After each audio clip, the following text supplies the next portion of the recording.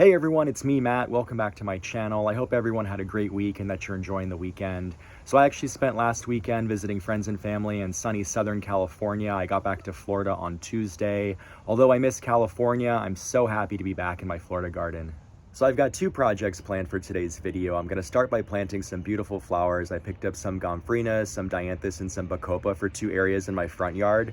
And then since it's Easter weekend, I thought I'd harvest some of my multicolored carnival carrots that I started from seed in my backyard. So let's get into it. Starting off, here's a sneak peek at all the plants I picked up at the garden center this morning. You can see all the purple and white, and if you look really close, you can even see some hints of yellow. So before I review all these plants, I wanted to show you the two areas in my front yard that I plan to plant all these beautiful flowers.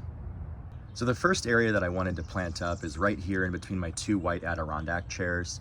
This area is tied into my drip irrigation, and I had some Mexican heather planted here last summer, but it started to fizzle out, so I pulled it out and I thought I'd try something new this year. The other area that I wanted to tackle was this spot right in front of my bird of paradise. I also had some Mexican heather here last summer and it also fizzled out. This area has been bare for a few months now and it's been in desperate need of some new plants. You can see the stark contrast of this spot in the area just to the right.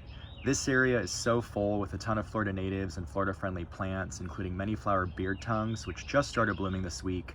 I've also got lantanas, lyre-leaf sages, bush daisies, salvias, and various varieties of coreopsis. You can see I actually had to use some bamboo stakes to support my many flower beard tongue plants. Their flower stalks were getting so tall they started flopping over in the wind. Here's a quick close-up of the blooms on my many flower beard tongues. This area is just so beautiful and full. Clearly you understand why I want to get this spot planted up. Looking at all my beautiful plants again, we'll start here with the purple Gomphrena. I just love the look of the Gomphrena plants. They look like they came right out of a Dr. Seuss book. You can see I've got this larger one here and then 5 smaller ones. The Gomphrena will flower spring through summer. It can be planted in full sun to part shade. It likes well-draining soil and it'll grow to be about 18 inches tall and 12 inches wide. It's also drought tolerant. The next plant variety I'll be working with are these white dash Dianthus. They bloom early spring through fall. They like full sun, they're heat tolerant, and they'll grow about 12 to 15 inches tall and wide. They've also got a great compact growth habit and really fragrant flower blooms. The last plant variety I'll be working with are these white Bacopa. You can see they've got a small hint of yellow in their centers. Bacopa is a flowering ground cover. It grows about 3 inches tall, but will spread about 12 inches wide. It can be planted in full sun or part shade. This plant does really well in containers if you're looking for a trailing plant that'll spill over the sides of your containers. Also, this plant likes water, so it's important to not let it dry out. As far as planting, I'm going to put the one larger Gomphrena and white dash Dianthus in between my Adirondack chair since that area gets a ton of afternoon sun. And then the smaller Gompphrenas and Bacopa I'm going to put in front of my bird of paradise.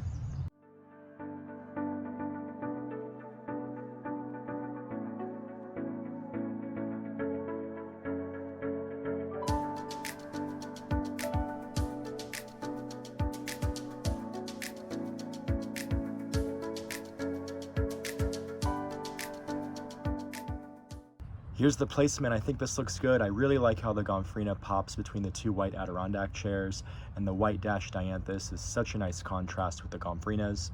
And then over here, I finessed the plants a little. You can see I've got my Gompphrenas in the back since they're gonna grow so much taller, like I said, about 18 inches tall. And then the Bacopa ground cover is gonna be planted here in the front, closer to the lawn.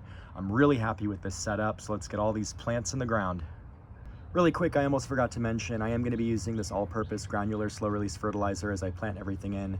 Flowering plants are heavy feeders, so they'll all definitely appreciate some fertilizer. So that's all I wanted to say. Now we can get these plants in the ground.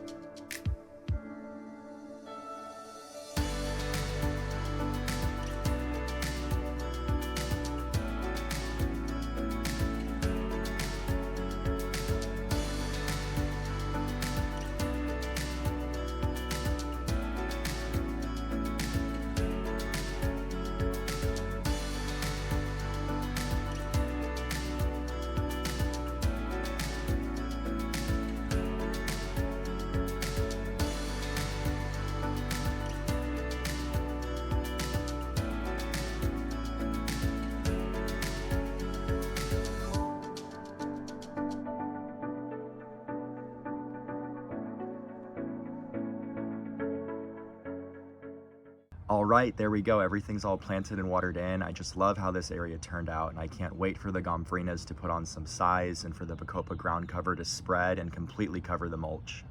And then over here, I also really like how this turned out. I love the plant combination. The purple Gomphrena and white dash Dianthus look so great together.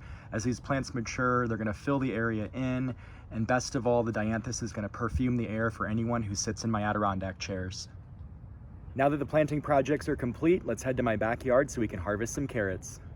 So here we are in my backyard, and here's my carrots. This area might look familiar to some of you since I briefly talked about my carrots while I was fertilizing my pineapples in last week's video. So these carrots are a carnival blend that I direct sowed at the end of September. They've been in the ground for a long time. I haven't pulled any of them yet, so we're doing this together. I'm really hoping for some nice big carrots, so fingers crossed, let's start pulling.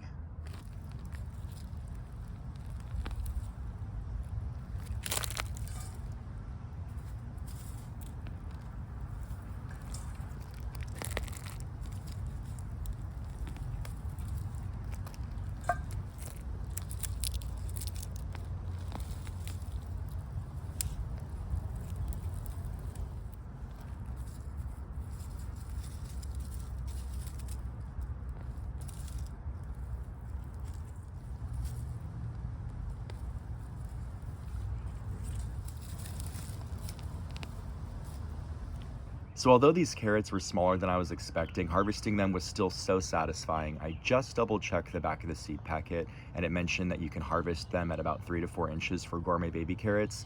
That's basically what I've got here. I'm still really happy with these carrots though. Before pulling, I pushed the soil away from the tops of the carrots to make sure they were a decent size. You can see I left a lot of them in the ground. I'm gonna let these ones bulk up just a little bit more.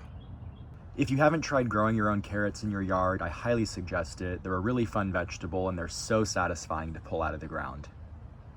So that's a wrap with today's video. Thanks for hanging out with me while I planted some flowers and pulled some carrots. I hope you enjoyed this video.